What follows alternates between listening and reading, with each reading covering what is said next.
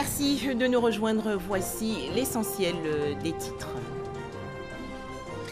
Le vice-président de la République de Côte d'Ivoire, de retour hier à Katmandou au Népal, Daniel Kablan-Duncan, a participé aux travaux du 6e rassemblement mondial sur la nutrition. Le vice-président ivoirien est intervenu dans plusieurs panels de haut niveau pour expliquer le modèle ivoirien en matière de lutte contre la malnutrition. En Côte d'Ivoire, le lancement officiel des activités du programme d'appui au développement des filières agricoles. Environ 45 milliards de francs CFA ont été engagés pour financer ce programme. Objectif, lutter contre la pauvreté et la faim dans les régions centre et nord du pays.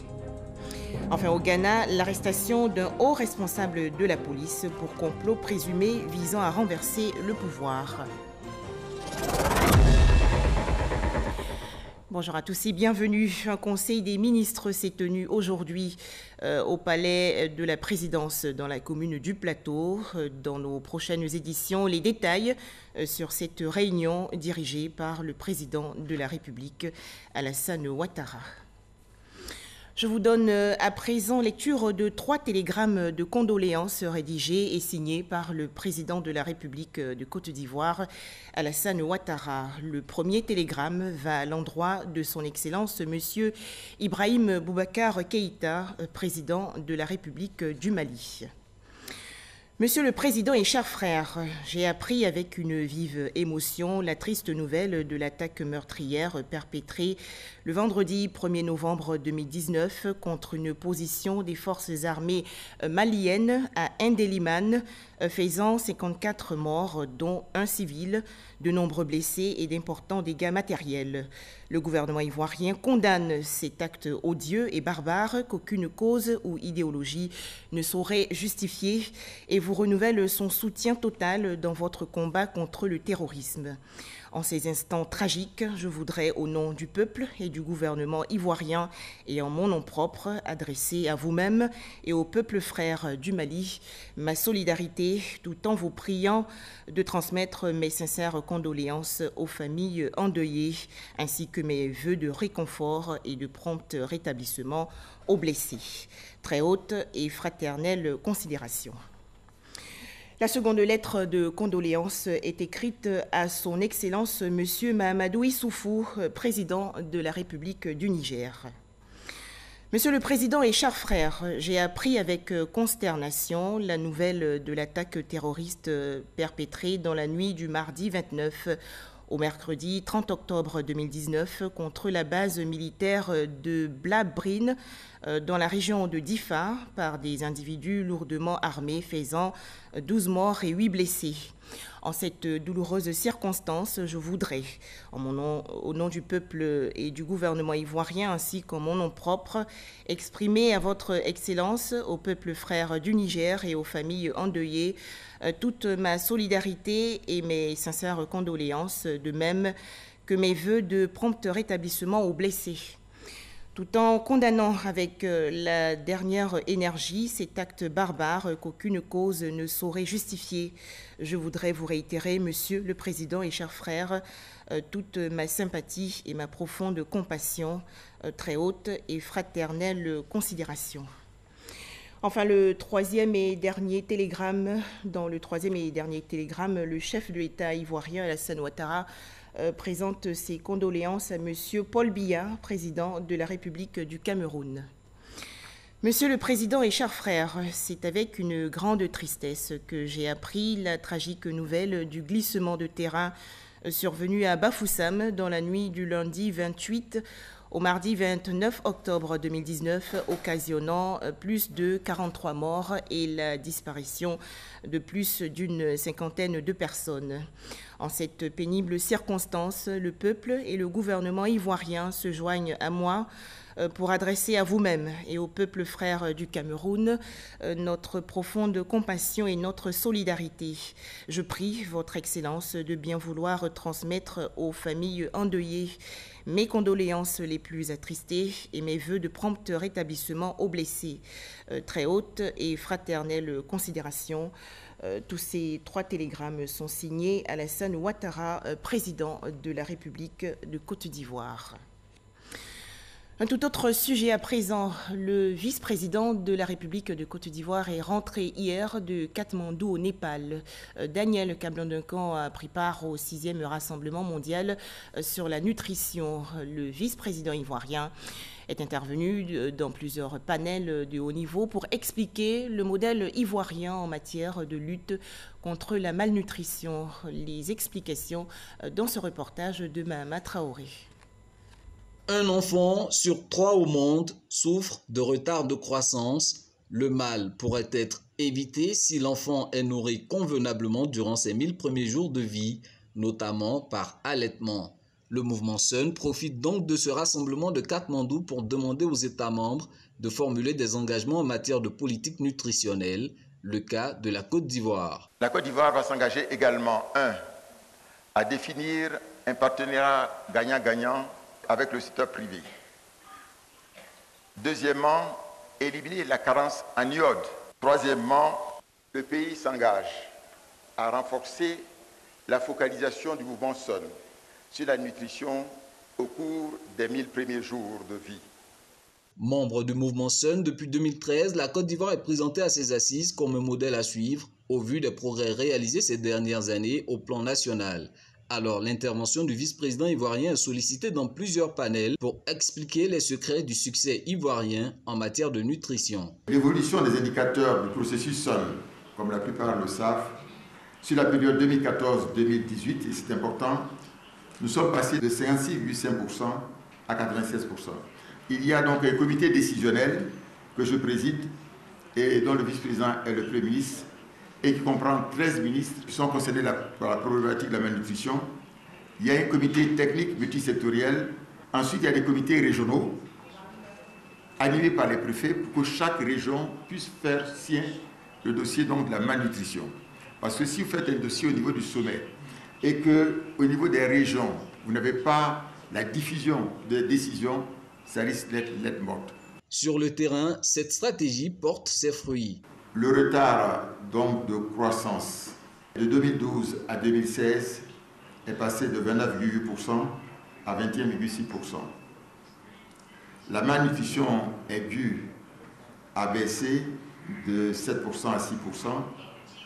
L'insuffisance pondérale est passée de 14,9% à 12,8%. Le taux d'allaitement, qui était de 6%, est passé à 12%. Il est actuellement de 23%. Le rassemblement Sun de Katmandou se tient à 1 an du sommet mondial de Tokyo sur la nutrition. Ce sera le lieu pour tous les États membres des Nations Unies d'acter leurs engagements afin d'éradiquer la faim et la malnutrition dans le monde.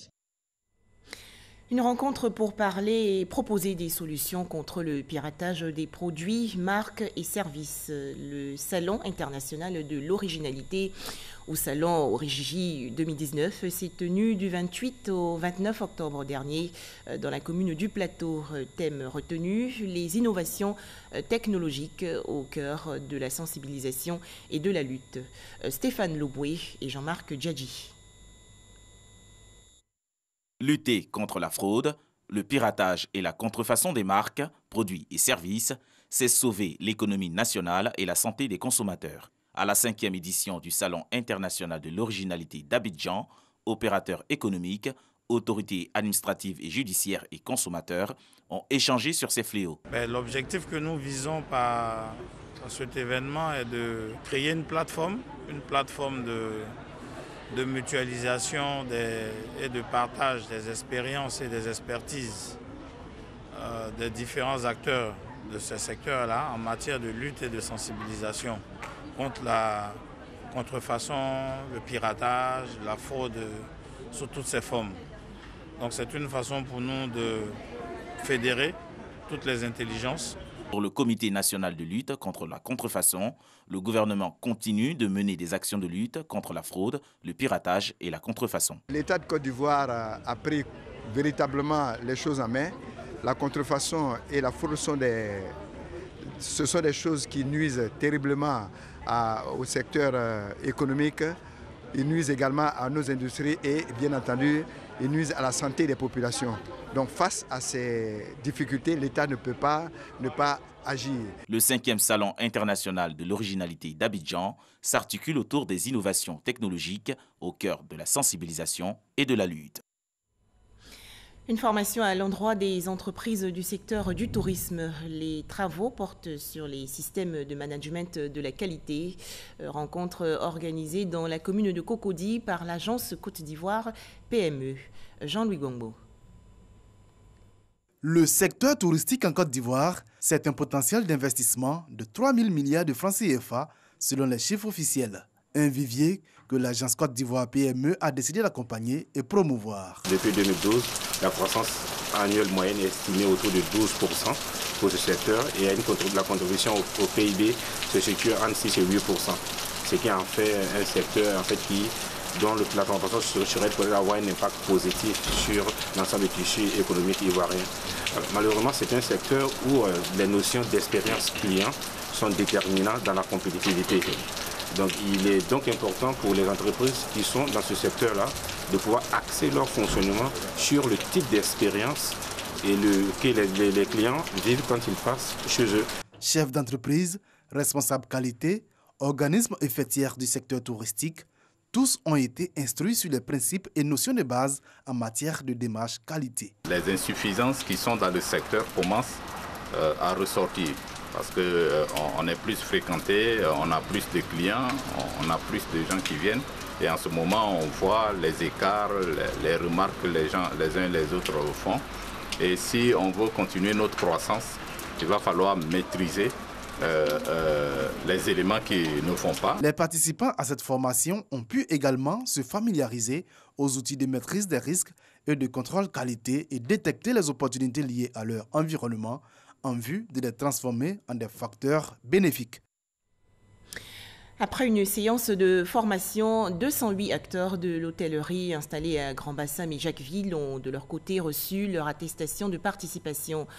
Cérémonie présidée il y a quelques jours par le ministère du Tourisme et des Loisirs. Cette formation a été organisée par la Chambre de commerce et d'industrie de Côte d'Ivoire en partenariat avec l'Institut de management et de gestion hôtelière.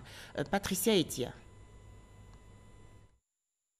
Pendant 10 mois, ils ont été formés sur 7 modules, à savoir le web marketing, la gestion hôtelière, l'anglais spécialisé, l'hygiène et sécurité alimentaire, les métiers de la bouche, la pâtisserie, la cuisine. L'initiative de ceux qui ont pensé à nous former parce que vraiment nous avons des plages, il y a des choses qu'on ne sait pas le faire. On ne sait pas accueillir les gens, on ne sait pas recevoir, on ne sait pas bien nourrir les personnes. Aujourd'hui, je dis, dans ce pays, si on forme les plus petits, on peut grandir aussi. Ce rapport projet de professionnalisation s'est déroulé à Bassam et à Jacquesville, nouvelle destination de choix pour les touristes qui va bientôt accueillir le premier parc aquatique. Nous sommes en train de boucler l'aspect foncier et il nous a été demandé de mettre à disposition de l'État de Côte d'Ivoire 100 hectares de terrain pour abriter ce parc. C'est ce que nous sommes en train de faire et je pense que c'est une infrastructure qui va changer considérablement le visage de Jacquesville qui est à peine à quelques mètres d'Abidjan.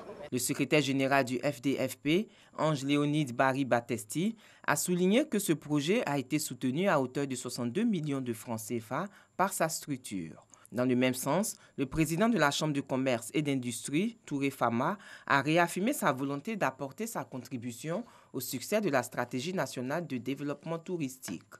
L'État ivoirien est fortement engagé à soutenir le secteur du tourisme. À l'occasion de cette formation, tous les acteurs doivent désormais se conformer aux normes internationales pour offrir des services de qualité, a indiqué le ministre du Tourisme. Dans la recherche de l'adéquation formation-emploi, nous devrons être à mesure de répondre à cette préoccupation majeure. Que vous, professionnels, vous vous asseyez à la même table pour définir les curricula avec ceux qui forment. Et que vous sachiez qu'au bout, la formation que les jeunes gens reçoivent, sont les compétences dont vous avez besoin pour animer vos structures. La cérémonie de remise d'attestation a été l'occasion pour le ministre Siandou Fofana de partager sa vision de voir le tourisme s'installer durablement. Il a invité tous les acteurs du secteur à prendre toute leur place dans le développement du tourisme en Côte d'Ivoire. Agriculture avec le lancement officiel des activités du programme d'appui au développement des filières agricoles. La cérémonie s'est déroulée récemment à Korogo, dans la région nord du pays. À noter que 45 milliards de francs CFA ont été engagés dans ce projet qui va permettre de lutter contre la pauvreté et la faim dans les régions centre et nord du pays. Ami Sissoko. Les activités du programme d'appui au développement des filières agricoles, PADFA, entrent dans sa phase opérationnelle. Annonce faite à Korogo par le ministre de l'Agriculture et du Développement rural, Adjoumani Kwasi Kobena. La mise en valeur de 3300 hectares de périmètre risicole, l'installation de 5 infrastructures de séchage de produits maraîchers et d'une unité industrielle de transformation de mangue sont quelques réalisations prévues par le PADFA. Ce programme intervient sur l'ensemble des chaînes de valeur des filières maraîchères, riz et mangue dans les régions de Bagoué, Poro, Tchologo, Ambol et Gbeke. On a un souci au niveau de la mangue et le PADFA, dans son programme, a envisagé et a exécuté un traitement de 20 000 hectares. 20 000 hectares vont nous permettre de pouvoir sauver les productions de mangue de Côte d'Ivoire, de sorte que les mangues de Côte d'Ivoire puissent être accessibles et commercialisables. Mis en place par le gouvernement avec l'appui du Fonds international de développement agricole FIDA à plus de 43 milliards de francs CFA, le PADFA vise à améliorer durablement la sécurité alimentaire et les revenus de 32 500 ménages ruraux, indique le ministre de l'Agriculture et du Développement rural. Le président de la République, son Excellence M. Alassane Ouattara, a toujours accordé une importance capitale à la lutte contre la pauvreté en milieu rural. Nous devons maintenir cette trajectoire de lutte contre la pauvreté, la rendre plus inclusive afin de réduire significativement les inégalités observées ça et là. Pour le succès du PADFA, les organisations professionnelles agricoles OPA des filières concernées sont déjà outillées par des experts sud-coréens sur de nouvelles techniques agricoles. Parlons à présent de la lutte contre la déforestation et le braconnage en Côte d'Ivoire. La forêt ivoirienne, on le sait, est passée de 16 millions d'hectares en 1960 à moins de 3 millions d'hectares en 2019. Dans ce contexte de dégradation fort avancé, le ministère des Eaux et Forêts a lancé récemment un projet visant à faire l'inventaire de toutes les ressources fauniques et forestières du pays. Alors, où en est-on aujourd'hui? La réponse avec Astou Touré. Le ministère des Eaux et Forêts et ses partenaires techniques face à la presse. Il s'agit d'informer les populations sur le contenu et la mise en œuvre du projet relatif à l'inventaire forestier et faunique national. Une rencontre qui intervient quelques mois après le coup d'envoi de cette opération qui vise à doter le pays de données actualisées et fiables.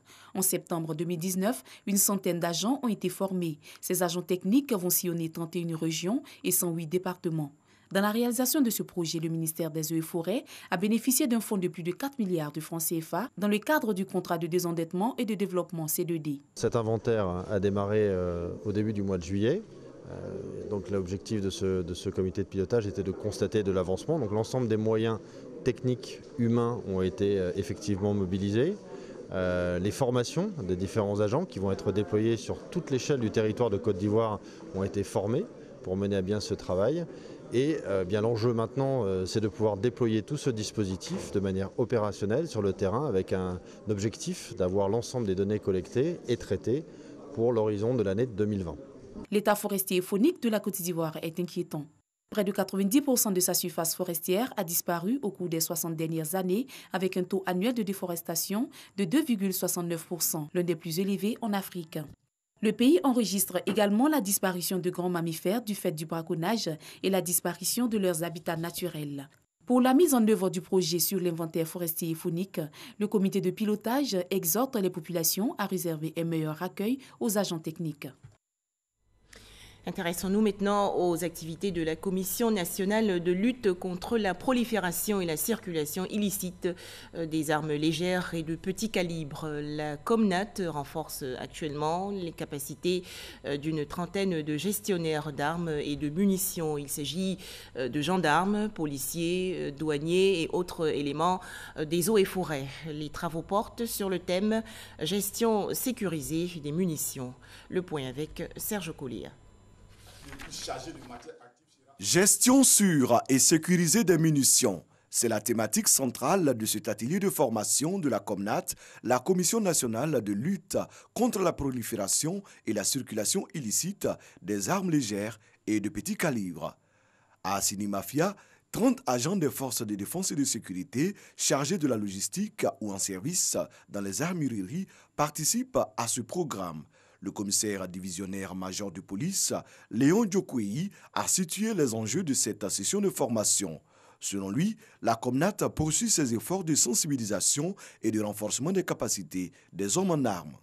Après 3 jours de formation, militaires, gendarmes, agents des douanes et des eaux et forêts se sont dit satisfaits. Avec ces différents ateliers de formation initiés par la Comnat, c'est pour nous l'occasion de pouvoir permettre à tous les armuriers des différents services des forces de défense et de sécurité de mieux peaufiner leurs armes dans la gestion pratiquement de tout ce qui a trait aux armes et aux munitions. Cet atelier initié par la Comnat, la Commission nationale de lutte contre la prolifération et la circulation illicite des armes légères et de petit calibre, a bénéficié de l'appui financier du secrétariat du traité sur le commerce des armes.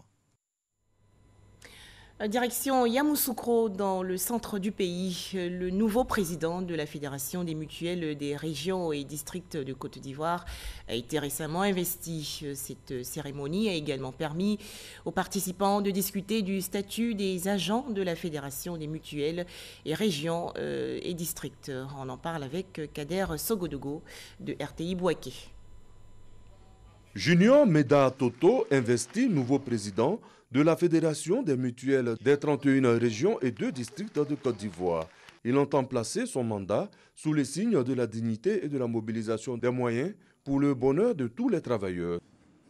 Commençons par le changement des mentalités, comme l'une de nos actions prioritaires pour saisir au rebond la volonté de son Excellence, M. Alassane Ouattara, président de la République de Côte d'Ivoire, qui tient fortement et fermement à l'avènement d'un Ivoirien nouveau.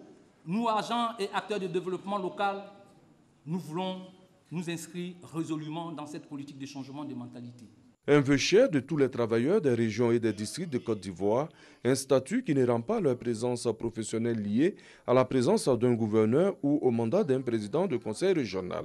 Une question sensible qui constitue une préoccupation pour le gouvernement qui entend trouver une solution définitive. Le statut de fonction publique territoriale sera bientôt une réalité. Je vous exhorte au travail et au renforcement de vos capacités au bénéfice de la collectivité territoriale dont vous avez la lourde charge d'encadrer et de conduire sur le chemin fatidique du développement. S'agissant de la fonction publique territoriale, je puis vous faire connaître ce jour que vos préoccupations connaîtront des lendemains meilleurs sous peu. 5 années, c'est la durée du mandat du nouveau président Junior Meda Toto. Première action, une tournée dans les 2 districts et 31 régions pour s'imprégner des conditions de travail de ses collaborateurs. Comment mettre fin à l'immigration clandestine? L'organisation non gouvernementale AVSI propose quelques pistes de solutions. Cette ONG italienne a organisé il y a quelques jours une rencontre avec ses partenaires et autres acteurs gouvernementaux. Amadou Ouattara. Environ 4 milliards de francs CFA investis en Côte d'Ivoire depuis 3 années pour 7000 bénéficiaires composés en majorité de jeunes ex-migrants. Voici un pan du résultat de l'ONG italienne AVSI qui intervient en Côte d'Ivoire depuis 2008 dans la lutte contre l'immigration clandestine. Des informations données lors de la rencontre internationale annuelle faisant l'état de ces projets. Ce rendez-vous annuel se tient sur 2 jours à Abidjan. Qui sont 20 000 de toute l'Afrique, qui sont arrivés illégalement en Italie dans l'année 2019. Il y a 3 semaines, sont arrivés 200 jeunes de Côte d'Ivoire. Très important d'expliquer que si vous arrivez en Italie illégalement, vous allez à travailler sans droit, sans loi, pour quelques petits argent. Nous voulons proposer des campagnes de communication sur les réseaux sociaux qui offrent une information vraie sur les risques que les migrants potentiels devront affronter, mais aussi sur les potentialités qu'ils peuvent trouver dans le pays d'origine. Au nombre de la 60aine de participants à ce partage d'informations et d'expériences, le Conseil de l'Entente. On s'est rendu compte que les fonds qu'ils investissent pour faire cette traversée périlleuse ou ces voyages à haut risque, ces fonds-là auraient pu permettre d'engager, de démarrer un projet viable ici même en Côte d'Ivoire. Les efforts de l'État de Côte d'Ivoire dans la lutte contre la migration irrégulière se résument à 6 000 jeunes Ivoiriens ex-migrants revenus, dont 2 000 sont en réinsertion socio-économique. Le directeur général des Ivoiriens de l'extérieur sollicite une prise de conscience collective face au phénomène de la migration irrégulière. Il nous reste encore une vingtaine de personnes à faire revenir de la Libye par rapport au rapport que j'ai eu ce matin. Nous avons en Côte d'Ivoire 24% de population d'origine étrangère, c'est-à-dire 24% de population d'origine étrangère qui trouvent que la Côte d'Ivoire est une terre d'opportunités. Eh bien, il faut que nos jeunes aussi saisissent les opportunités qui existent en Côte d'Ivoire. Ni les échecs, ni les traitements inhumains subis, ni le constat des milliers de personnes qui ont perdu la vie dans les périples ne semblent suffire à décourager les candidats à l'immigration illégale.